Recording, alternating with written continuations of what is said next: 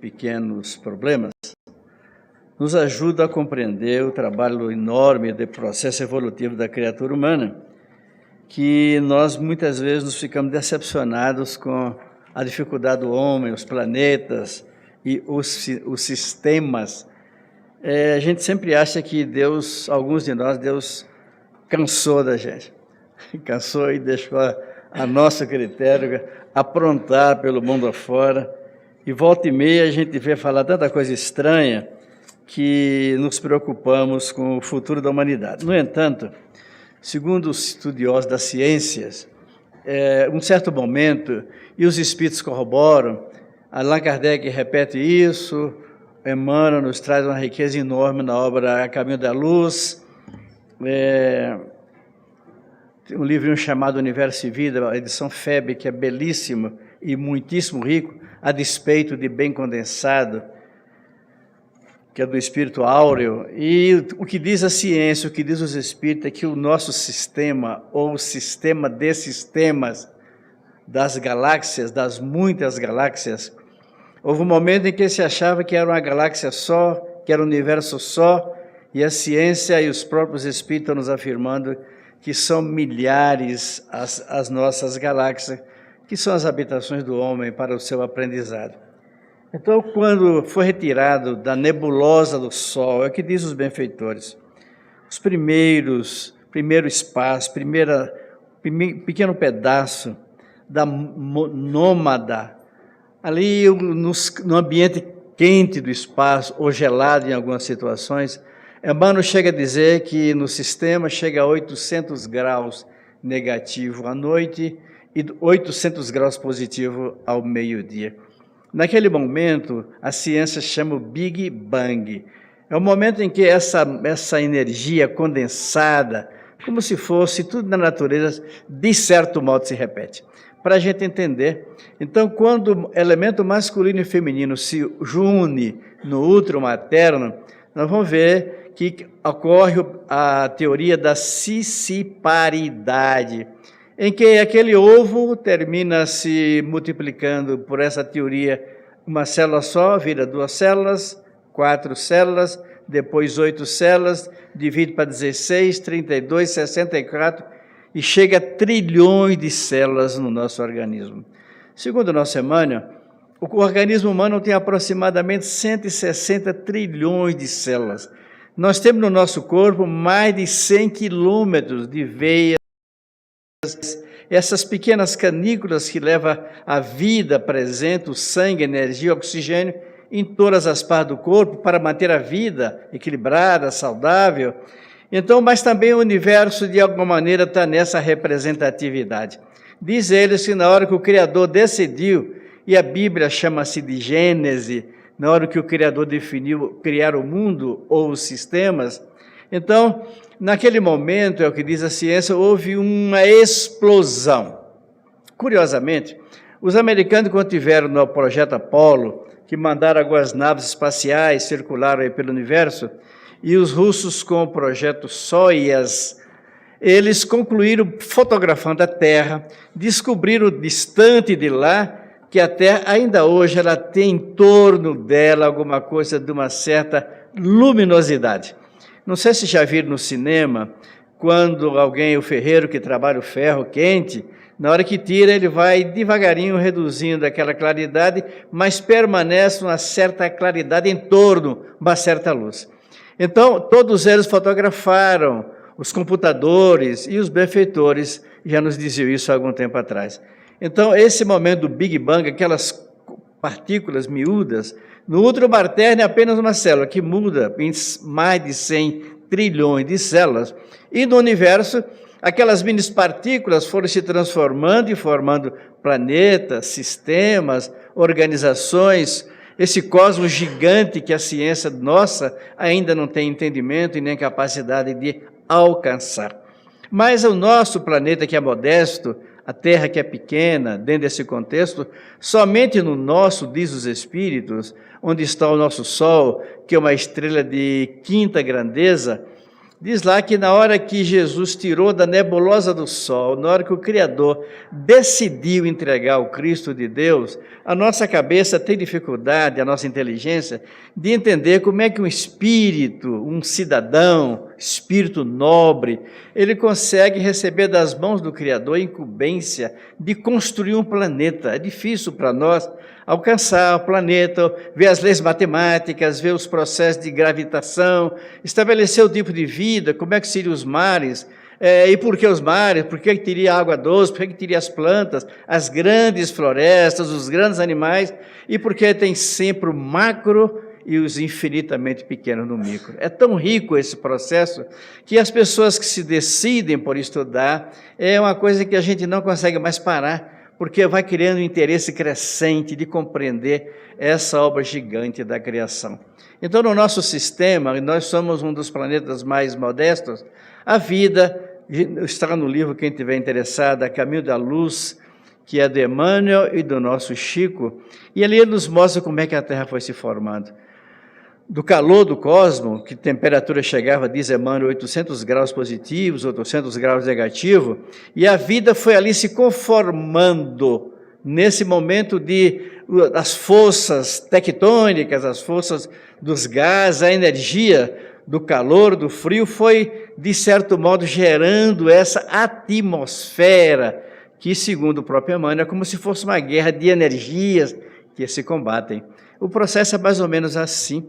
Então, nesse contexto é que a vida vai se formando até que chega o momento que Jesus reuniu seus colaboradores, os engenheiros siderais, e definiu como é que seria o planeta que nos abriga hoje.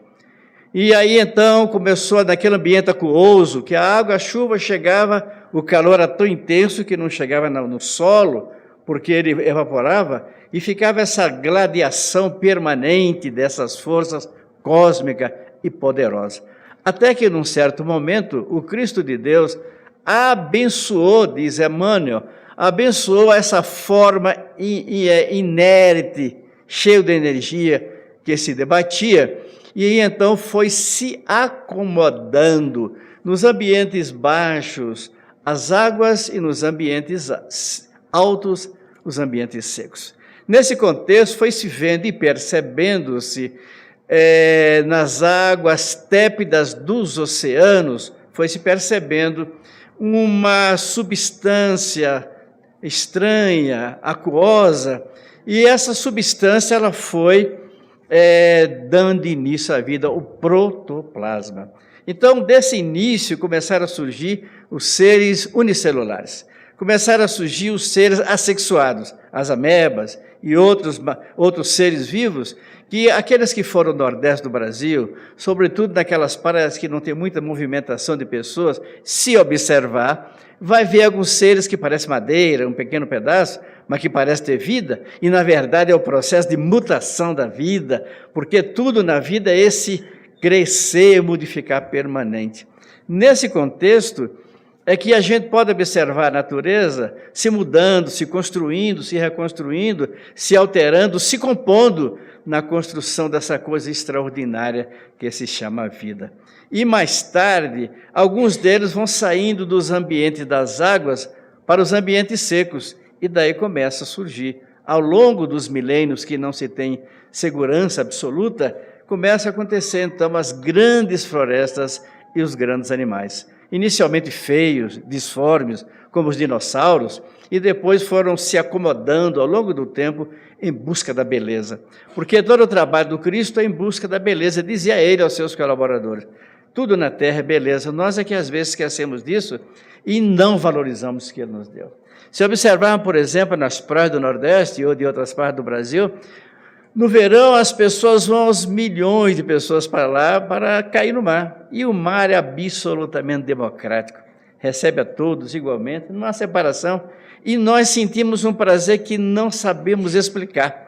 Mas os benfeitores nos explicam, nós vamos atrás em busca de fortalecer as nossas raízes, o nosso princípio, o nosso início, a composição primeira do protoplasma que está presente nas nossas veias, na nossa vida, no nosso caminhar no processo evolutivo. Desse modo, a vida foi se fazendo, e ao longo do tempo, as acomodações do processo, dizem alguns estudiosos, e tem um livro gostosíssimo para quem gosta de ler, de um sábio professor da Universidade de Jerusalém, que agora está em Harvard, que ele escreveu um livro Sapiens. É um livro interessantíssimo, tem mais ou menos 800 páginas, mas é de uma riqueza que começa desse pequeno momento e começa a ver os homens, primeiro seres, catadores, colhedores, porque o homem não tinha ferramentas, e ele começa então vivendo de quê? De colher o que já existia, das frutas, das castanhas, dos pequenos animais, daquilo que a natureza lhe oferecia, até que a inteligência vai sendo elaborada para que esses acontecimentos se façam. Alguns estudiosos têm nos trazido informações, alguns pesquisadores, e Joana de Ângeles explora muito bem esse tema, sobretudo de Mirey Lopes, que foi um estudioso da psicologia, da psiquiatria, de origem cubana, depois espanhola, depois Estados Unidos, e eles nos trazem informações de que o homem, nessa fase de definições, macacoide, cabeludo, feio, braço longo e quase alcançava as pernas, e ele então vivia nas cavernas e não sabia distinguir ainda a diferença dele, bípede, 2 pés, e os seus irmãos quadrúpedes, 4 pés. Então, naquele ambiente das cavernas, por segurança, o homem migrou para a copa das grandes árvores, e de lá é que ele foi percebendo os trovões, os relâmpagos, os raios, e aí viram os incêndios que provocavam, os vulcões, e foi descobrindo que existia alguma lei, alguma coisa tão grande que ele não alcançava. E começou a surgir a sensação de medo e de religiosidade. Se tem alguém que é capaz de fazer tudo isso, é alguém maior do que eu, raciocinavam os primeiros homens. E começou a ideia da divindade, agradar a divindade, fazer alguma coisa para agradar esse ser que é capaz de tanta coisa extraordinária. E a vida vai se conformar. Depois ele migra para o vale dos grandes rios. E foram surgindo devagar, com o tempo, as grandes civilizações, como no Vale do Nilo, que a mais importante e mais conhecida é exatamente o povo egípcio, que deixou as marcas das pirâmides, para que os estudiosos do futuro pudessem compreender o trabalho que eles fizeram ali.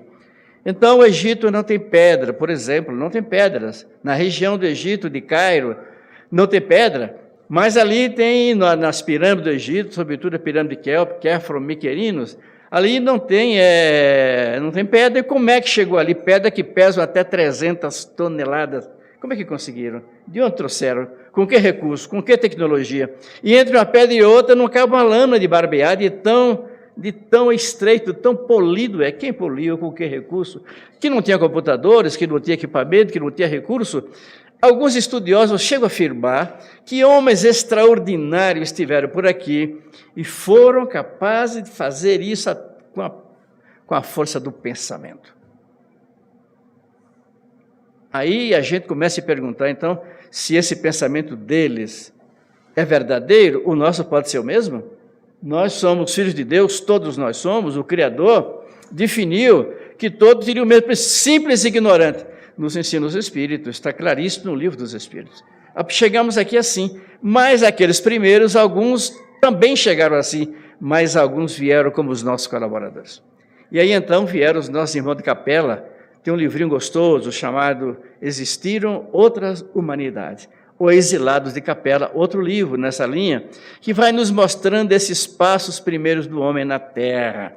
Então, há uma solidariedade, assim como nós nos apiedamos dos nossos irmãos sofridos e contribuímos com o alimento, com a roupa, com alguma coisa, entre o sistema, diz Emmanuel, também há esta solidariedade, em que aqueles que avançaram voltam para nos ajudar a dar a mão, fazer crescer. E aí, então, a ciência diz que, num certo momento, nós tivemos um hiato, um vazio. O homem macacoide, o homem feio, e, de repente, o elo perdido da história, como chama a ciência, e nesse elo perdido surge o homem descobrindo a tecnologia para a época avançadíssima, o fogo e a roda. Até hoje o fogo está aqui na lâmpada, é o mesmo fogo, apenas com mutações, como recursos outros. E a roda até hoje está nos aviões, está nos computadores, estão no recurso mais moderno dos nossos dias.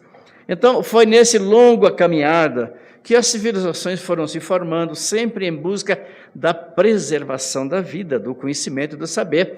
E os nossos irmãos capelinos vieram para nos trazer essas informações, esses valores.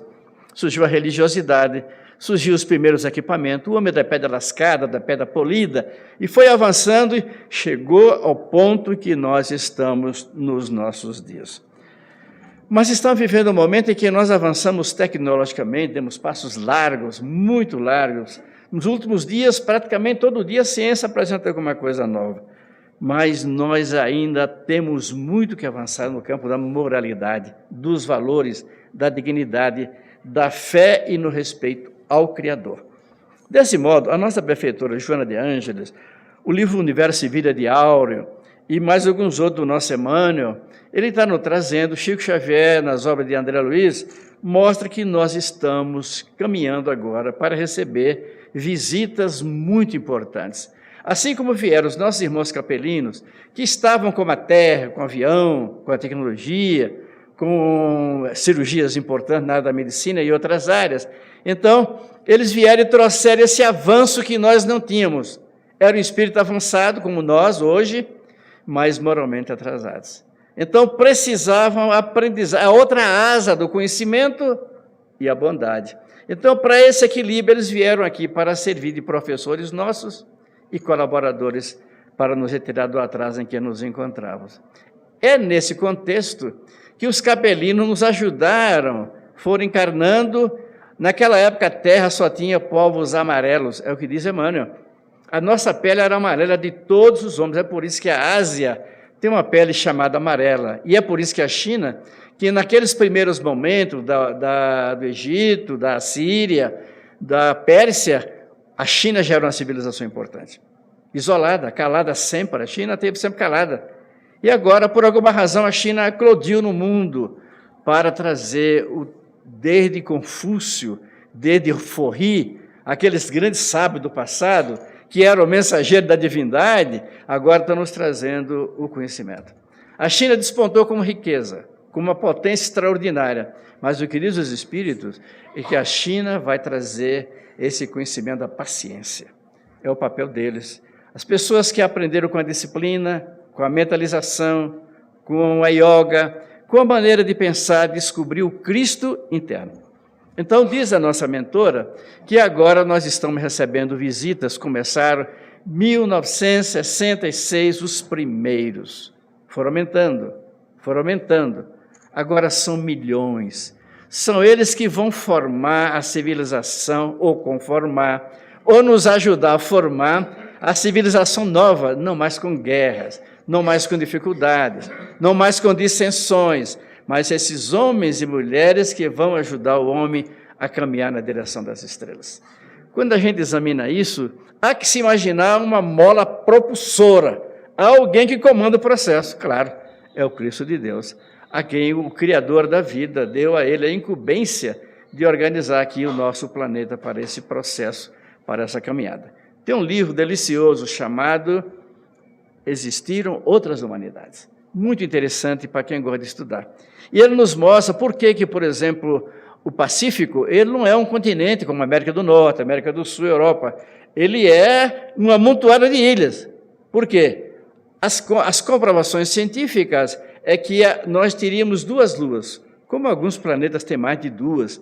Então, uma delas foi deslocada, caiu naquela região, virou uma porção, rachou aquilo em vários pedaços, virou pequenos países e desapareceram os dinossauros. Porque os dinossauros, na maioria, são vegetarianos, comem folhas. E com aquela pancada, aquele asteroide gigante que caiu, a Terra ficou, segundo os estudiosos, 120 dias com a poeira cósmica que impediu que a luz solar chegasse. Sem luz solar não tem folhas, não tem verde, não tem fotossíntese. E então, nesse contexto, os animais que viviam de plantas desapareceram. Mas nesse ambiente é que nós vamos examinar o tema que nós temos que cuidar. o amor de Deus. E como é que nós vamos retribuir, ou como é que nós, consciente ou inconscientemente, não vamos retribuindo do Criador esse amor que Jesus dizia, não sou eu quem faço. O que eu faço é o meu Pai que faz por meu intermédio.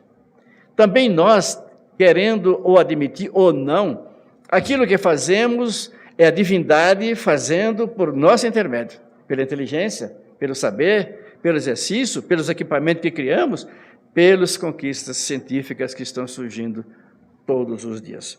Desse modo, a presença de Deus, que Jesus nos ensinou a amar e respeitar, está em todos os seres. Lá na ameba, que surgiu lá no oceano, lá nos seres unicelulares, nas águas tépidas dos oceanos, alguma coisa as atraía para um sentido de vida em busca da luz, que é a expressão maior do Criador.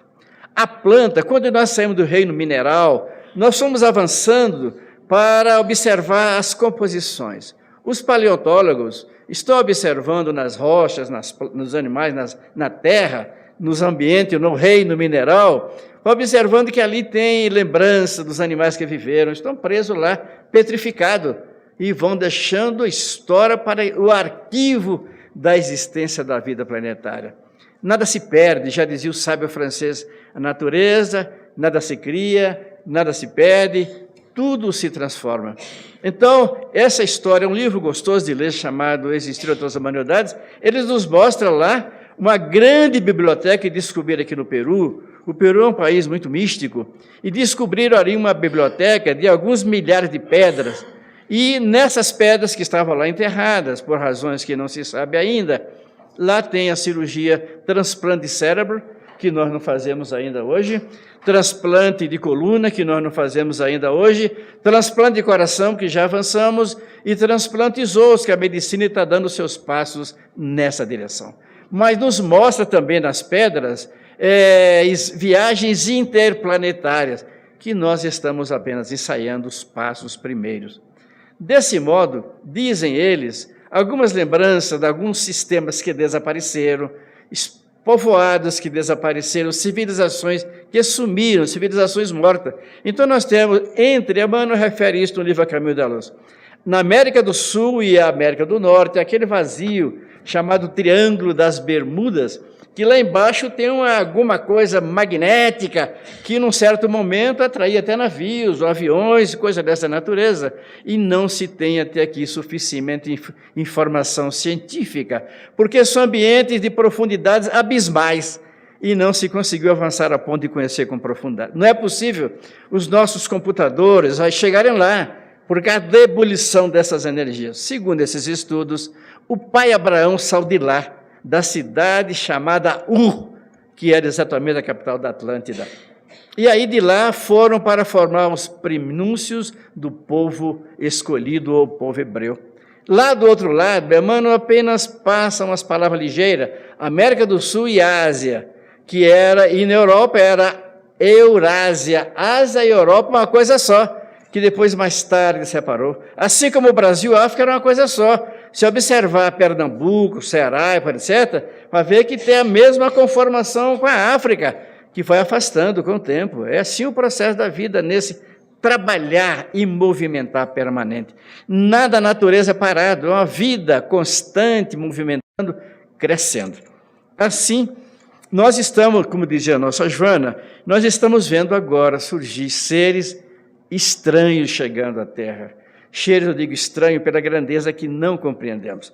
Os americanos, que pesquisam muito, têm muito recurso, e por isso têm muitas inteligências avançadas, eles descobriram que estão chegando crianças diferentes no planeta, crianças que a pedagogia estão com dificuldade de entender, e a psicologia estão com dificuldade de como compreender. Criança diferente, mais inteligente, que não quer admitir imposição, quer dialogar, quer conversar, são crianças que trazem um nível de inteligência maior do que o nosso, e estão aí para formar a nova humanidade. Essa nova humanidade, segundo a nossa mentora, Joana, eles chamam de criança índigo. Índigo por quê? Porque elas têm uma aura. A aura é a radiação do perispírito, que está na cabeça. A igreja, quando estudava essas coisas, ou os antigos sábios da igreja, colocaram na cabeça do santo aquela aura. Na verdade, esse aura dá esse vislumbrar, essa luminescência. E dessa luminescência mostra a irradiação atômica do Espírito. E então, nós temos tanto que aprender que, de vez em quando, e na medida da nossa inteligência, com dignidade, com moralidade, a divindade vai nos cedendo. Então, essas crianças, algumas delas, segundo a nossa benfeitora, diz que está chegando para serem crianças que serão os cidadãos que vão formar os grandes diplomatas para construir a paz na Terra. Não mais por guerra, porque todo o progresso da humanidade foi pela guerra, pelo domínio, pela força, pelas armas. Agora é pelo diálogo, pelo entendimento, pela grandeza de capacidade de amar e de gerar essa prospecção de valores que já está implícita dentro do homem, porque todos nós somos uma essência da divindade. Se nós somos a essência da divindade, nós somos amor de Deus. João chegou a um ponto, João o evangelista, que ele idoso, 92 anos, não sei por que 92, Chico e Divaldo, estou até preocupado com o Divaldo, 92 anos, né? Então, ele dizia apenas, Deus é amor. Toda a pregação de João, ele chegou a um ponto que não fazia discurso mais. Deus é amor, apenas isso. E para ele sair, expressava tanto que não precisava dizer mais, nada mais. Então, estão chegando crianças que dão diplomacia. Estão trazendo as crianças que serão a inteligência em comum no campo da ciência, do saber. A medicina dizer vai dar passos muito largos para que as doenças desapareçam. As viagens interplanetárias serão coisas comuns. Já se fala, tem férias na Lua e talvez em Marte, vai demorar certamente muito tempo. E todos aqueles que vão caminhar na busca da santidade. São aquelas crianças que trazem um halo de beleza interior. Estão chegando, serão os nossos benfeitores ou os nossos mentores. É nesse contexto que o Grandes e Pequenos Problemas, Anjo Agarô, eles nos diz que até o criminoso tem Deus, ama a Deus. Até a criatura corrupta, até a criatura má, porque a maldade é apenas, o ódio é apenas o amor distorcido, é apenas o amor equivocado. Então, ao longo do tempo, ele vai sendo trabalhado pela própria vida e vai descobrindo valores que ele já traz íncito dentro dele próprio. Desse modo, estamos envolvidos pelo hálito do Criador, pelo hálito de Deus, o amor a si mesmo, o egoísta, daqui a pouco, com o tempo, ele vai descobrindo o altruísmo, substituindo valores. Vamos exemplificar. Nós sabemos que os Espíritos dizem que Judas de Iscariote, ou Judas de Iscariote, como alguns preferem, ele, na verdade, ele não quis prejudicar Jesus. Tanto que hoje, segundo eles, Judas é um espírito iluminado, passou por aquela fase. Ele entendia, porque ninguém quer ser dominado. Os romanos que dominaram o mundo quase 1000 anos, eles dominaram aquela região da Palestina, e o povo hebreu, incomodado, pagava impostos altos, eles reagiam. E volta e meia tinha uma rebeldia que os romanos abafavam.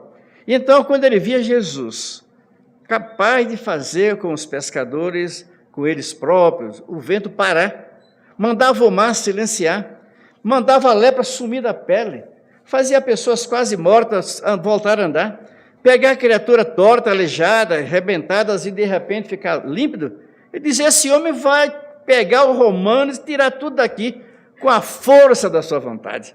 Então, na verdade, a ação de Judas era provocar Jesus para um momento de mudança, já que Jesus era judeu, fazer com que as coisas mudassem. Segundo os Espíritos, esse era o propósito de Judas. E ele, então, equivocadamente, não entendeu que a mensagem de Jesus não era o domínio da terra. O meu reino não é desse mundo, dizia o Cristo de Deus. Mas então, o nosso Judas, quando ele viu o equívoco, ele suicidou-se. Na hora que ele viu que as 30 moedas o prejudicariam, ou o prejudicou, ele suicidou-se. Humberto de Campos nos diz no livro Contos e Pontos, ele nos diz que na hora que o Cristo está na cruz, nos seus momentos finais, uma quantidade imensa de seres angelicais desceram em nome do Pai para ajudar, para solidarizar com Cristo. Mas um deles, que era o maior, o mais iluminado, chegou silenciosamente, colocou seu ouvido nos lábios do Mestre e perguntou: o que queres que eu faça, Senhor? Jesus diz: ajude Judas, porque ele sabe que o suicídio é um crime contra a divindade. Então, aquela entidade nobre desceu, foi lá ajudar Judas. Jesus o perdoou, mas ele não se perdoou. E segundo informações, mais precisamente Joana de Ângeles, ele teve 11 encarnações como leproso, que era a doença mais severa, mais feia, que a pessoa era considerada morto, daí porque Jesus mandava: vá e apresente-se ao templo, ao sacerdote. Porque o templo era o poder judiciário, era o poder executivo, era o poder legislativo. Então, as pessoas, quando tinha lepra, desapareciam da sociedade, desapareciam dos nomes, a pessoa deixava de existir socialmente, politicamente, formalmente. Então, apresentar-se o templo não era para dizer que Jesus fez um milagre, é para que a pessoa voltasse a ser inserida na sociedade, voltou a ser cidadão. Então, naquele contexto, é que nós vamos observando que Jesus, naquele momento, perdoou Judas e ele não se perdoou. Reencarnou leproso, porque era repudiado, ia para o vale dos imundos, reencarnou leproso, reencarnou leproso, reencarnou leproso, ele impunha-se reencarnar leproso. Porque os estudiosos dizem que não existe doenças, existem doentes. É a criatura com a consciência de culpa que somatiza a enfermidade. E ela se faz presente no processo natural da purgação da criatura que se submete e necessita estar bem com a consciência de paz, deixa de ser a consciência de culpa. Desse modo, nós vamos ver que depois de 11 encarnações, 1.500 anos, olha que coisa séria, 1.500 anos, e Jesus apiedado pediu a Maria de Nazaré: vá lá com um amor maternal e ajude essa criatura. E ele estava preparando para uma nova reencarnação, a 12ª, leproso. E chegou uma voz feminina, só as mulheres são capazes dessas coisas, porque as mulheres têm a ternura da maternidade. Chegou perto dele, acariciou os cabelos, colocou sua cabeça nas suas pernas e começou a lhe falar de esperança. E ele assustou-se. Todo mundo falava mal, todo mundo criticava. Quem é essa voz que está falando com tanta ternura comigo? Ela respondeu apenas: sou Maria, a mãe de Jesus. E preparou Judas para um novo processo. Mais tarde nós vamos vê-lo novamente lá na igrejinha de Domremy, lá nas proximidades de Paris, na hora em que o mundo espiritual programou a chegada do Consolador, a doutrina dos Espíritos, e fez reencarnar ali na cidade de Paris. Daí porque Paris é chamada a cidade de luz, não é luz porque tem lâmpadas, é luz porque nasceram espíritos geniais, com a grandeza solar dos seus espíritos iluminados.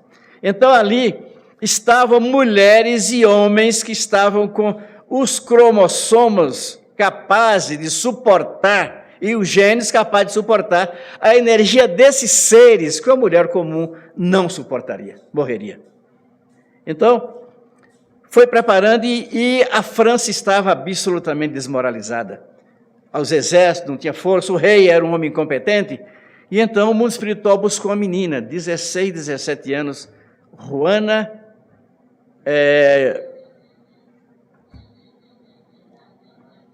Joana d'Arc, os espanhóis chamam Juana de Larco. Então Joana d'Arc foi ao rei e disse: eu vou assumir o exército. Então agora estou inconcebível, como é que os militares devem ter alguns aí, pegar e entregar para uma menina de 16 anos o comando das suas tropas.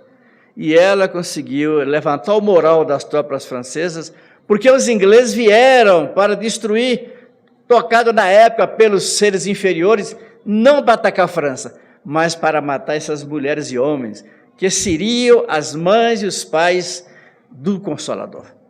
Daqueles espíritos iluminados, a invasão organizada, como dizem os benfeitores, era a invasão organizada porque Jesus mandou o espírito com a incumbência de fazer as grandes mudanças. Foi aí que surgiu, por exemplo, Mesmer, com o estudo extraordinário que ele fazia do metapsiquismo. Foi aí que surgiu o grande mestre que descobriu o microscópico, que na hora que ele viu que existiam seres infinitamente pequenos, Os médicos famosos tinham o uniforme cheio de sangue, de pus e as mãos sujas. E ele dizia: os senhores estão matando os seus doentes. Tem vida que os seus olhos não alcançam. É quando surgiu a medicina do amor de Pinel, que dizia, na hora que ele chegou lá em La Salpêtrière, ele observou que os hospitais embaixo viviam as criaturas que tinham algum problema de comportamento e ficavam acorrentados. Até que o doutor Pinel, que era um jovem, os jovens não têm muito compromisso com o tradicional, e mudam, e trazem valores novos, e têm coragem de empreender. Chegou lá e disse, trazendo na mão um papel amarelado, disse lá para a segurança: eu tenho ordem da Assembleia de Paris de libertar esses homens e mulheres. Diz: mas como? Eles são loucos. Se eu os libertar, eu vou me matar, disse o guarda. Eu vivo disso, vou deixar minha mulher e meus filhos órfãos. Diz: mas o senhor é doutor, o senhor é médico, o senhor vai ficar famoso. E ele então pegou a chave, foi abrindo aquelas cadeias e ficou no ponto alto da escada para ver aquela mole humana, aqueles homens e mulheres que desaprenderam de andar depois de quase 20 anos naquele ambiente promíscuo. E ele observou que um deles caminhava de 4, já não conseguia ficar em pé. E chegou assim num salão parecido com esse, com as grades, uma clarabóia. Ele deu um salto, agarrou nas grades, deixou-se pendular, como se fosse o relógio, o pêndulo do relógio, e deu um grito diante do sol da primavera. Oh, meu Deus, como é belo um raio de sol! E começou a chorar. Deixou-se cair, arrastou-se até os pés do médico e disse: obrigado, doutor, por me fazer descobrir que eu sou um ser humano. O doutor Pinel voltou-se, dobrou-se, levantou.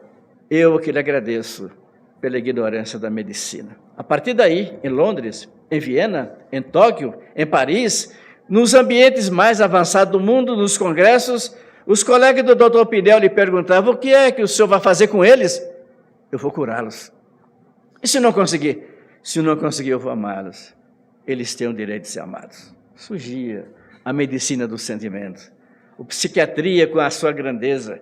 E foi aí que surgiu a tipografia, a gráfica, na hora em que a inteligência precisava avançar e estava contida nos ambientes modestos do saber, que era restrito, que a Inquisição não permitia. Foi aí que veio a arquitetura e começaram a deixar a beleza, não pode ficar apenas nas igrejas e nos templos, a beleza tem que ficar para conforto da sociedade, do homem. Foi aí que surgiram os grandes mestres da ciência, do saber, da beleza. Foi aí que na Casa Médici, lá na Itália, sobretudo em Florença, foi aí que surgiram os grandes mestres da música, da beleza, e aí vieram os gregos, que foram os grandes sábios na área da arquitetura, da cultura, da estatuária, vieram se observar para Roma. Roma é a Grécia novamente, nos seus prédios, no seu monumento. Se observar Washington, de certo modo, o que há de beleza física, é a Grécia novamente. Se observar Paris com aquilo que catou daquela gente, é a Grécia novamente. E há quem diga que na guerra do Peloponeso, no tempo de Péricles, o século de Péricles, em que esses sábios que construíram o panteão da história, quem vai à Grécia, a Atenas, vê lá num ponto alto o panteão da história, aquele gigante de mármore, de beleza, que alguém tinha pedra de 300 toneladas, meu Deus, como chegaram aqui, como fizeram isso? Quando estávamos lá com alguns companheiros estudando, eu digo, meu Deus, deve ter aqui embaixo dessas pedras muita gente que morreu. E à noite nós estávamos fazendo a prece e veio um espírito e falou: fale com respeito. Alguns deles estão aí há 3.000 anos, olha que coisa grave. 3.000 anos. E ficamos conhecendo aqueles ambientes de história, de sábios. O século de Péricles repete-se no século de Augusto em Roma. Há quem diga, alguns espíritos, que são os mesmos, o mesmo Péricles, o mesmo Augusto, os mesmos arquitetos, os mesmos lá em Roma. E Roma, naquele tempo, escravo era aquele que perdia a guerra. E eles foram lá para dar a sua contribuição. Mas nós estamos também comemorando o Dia da Mulher. Domingo, hoje, é o Dia Internacional da Mulher, que foi eleito no dia 8 de março. Então, é homenagem que o Criador, essas coisas são inspiradas por Deus. O Criador determinou para homenagear a mulher. Nós avançamos da pedra para o cântico belo das aves, para o colorido luxuriante das cores das flores, das plantas, do perfume, e avançamos para o ser humano, caminhando na busca da angelitude. E a mulher, por alguma razão, recebeu do Criador a incumbência de ser aquela que haveria de fazer com que a humanidade descobrisse a beleza e a ternura. É aí que surge, então, o amor maternal. É aí que vai surgindo, então, sentimentos.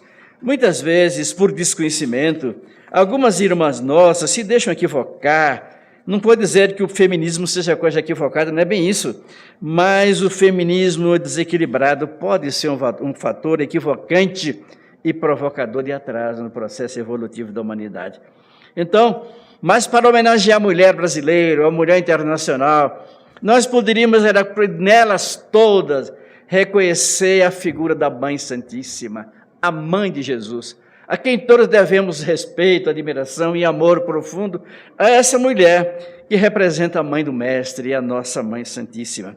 E nela, já que ela está tão longe de nós, já que ela alcançou parâmetro tão elevado, eu me recordo que aqui em Brasília, nós fazíamos um evento aqui no ginásio Nilson Nelson. Me recordo que da comunhão, na época fazia uma inscrição, a comunhão inscreveu 4.300 participantes. Era uma fichinha que nós fizemos. E ali o Divaldo Franco fez um evento que começou às 9h, foi até às 17 horas. Nós éramos 17 mil pessoas. Na época, Brasília tinha 102 centros espíritas. Hoje tem 148 centros espíritas. E nós visitamos todos, pedindo, levando cartazes. Deixa a sua casa hoje, vai estar junto conosco. Vamos reunir a família espírita. Chico Xavier já se foi. Divaldo está aí até quanto tempo não sabemos. Mas vamos dizer a Jesus que o Consolador é uma esperança dele, é a mensagem de Jesus, depois que algumas religiões, de algum modo, desviaram os propósitos que ele deixou do seu evangelho. A doutrina cristã, na sua pureza, ainda é a mensagem que o Evangelho segundo o Espiritismo nos traz. Então, eu me recordo que o doutor Adolfo Bezerra de Menezes Cavalcante, numa reunião mediúnica lá na FEB, dizia: os senhores vão ter uma surpresa grata durante o evento. E estávamos trabalhando intensamente, mais de um ano, e estavam todas as federações do Brasil inteiro. Aí, de repente, eu olhei para o Divaldo estava chorando. Nós tínhamos pedido a uma senhora para fazer a prece final. Nestor Mazzotta era o presidente da FEB, e ela diz: eu falo português misturado com espanhol, com guarani. O Paraguai é um país bilíngue, fala guarani e fala espanhol. O interior só fala guarani. E eu posso fazer como? Fala como você quiser, põe o coração nas palavras. E ela misturou guarani com espanhol, com português, mas tinha tanto sentimento que nós éramos 17 mil pessoas chorando. E demos as mãos para cantar Paz pela Paz. Uma música que cantamos aqui na comunhão há pouco tempo com o Divaldo Franco. E naquela hora que Divaldo chorara, eu falei: Divaldo, algum problema? Rabelo olha para o teto do ginásio Nilson Nelson. E nós vimos o doutor Bezerra plainando no ar, que coisa, luminoso e belo, com as suas barbas brancas que iluminavam o ginásio Nilson Nelson. E as 17 pessoas, sem saber por quê, choravam de emoção. Com ele, Celina, a mensageira de Maria de Nazaré, e logo depois, com eles, um manto azul de primavera, coberto de estrelas, começou a cobrir o ginásio Nilson Nelson. Segundo Divaldo, era Maria de Nazaré. Então nós homenageamos essa mulher, a mãe do Cristo de Deus. E nela, todas as mulheres que estão aqui, ou que não estão, para dizer que então nós podemos homenageá-las sempre pelos nossos gestos, pelas nossas atitudes. Aquelas mulheres lá na França, no tempo de Joana d'Arc, naquele momento, então, ela veio para liberar aquelas mulheres que receberiam o Consolador. Os seres geniais que mudaria a invasão organizada. Agora, segundo o próprio Allan Kardec, nós estamos ouvindo uma nova invasão organizada. Vai repetir-se. No Congresso de Paris, através do Divaldo Franco, o doutor Bezerra de Menezes Cavalcante incorporou, olha, do mundo espiritual, doutor Bezerra incorporou Kardec, que incorporou Divaldo como transformadores.